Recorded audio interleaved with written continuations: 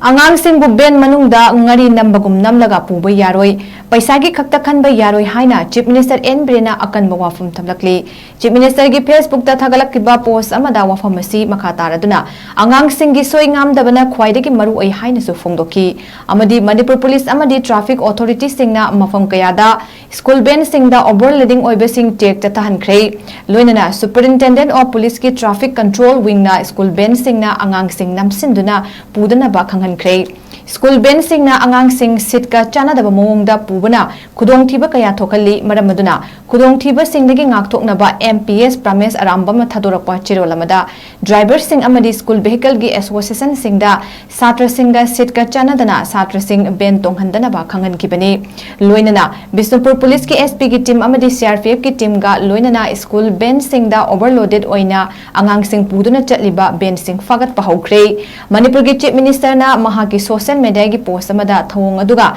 chap manana atopa district sing dasu drive satharagani haina phongdokre amadi ben service tawriba singna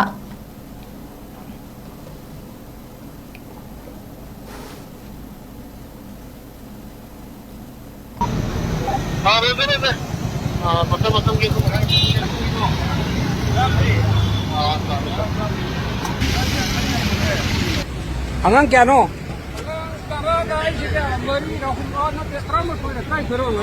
He yaro he ni.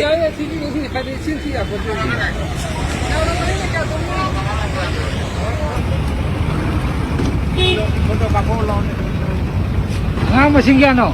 Ay di nipa sa tini. Nipa. Ani karat ti tanah po. Ay ko ni travel na dagi na ko ibo na do kumina bla. Oh kan. Okay. Mi kya ne ba? 20.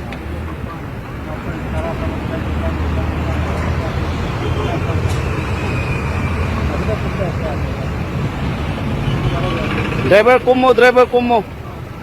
Ngang kya no? Tramari. Masing hele ko. Tram sidagi hen be ata bani ko. Maning itu di.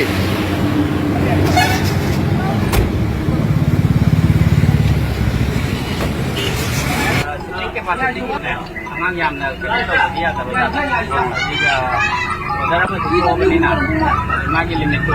Tadi kita nak angang tu kuat dan nak buat. Mana tu biru tadi.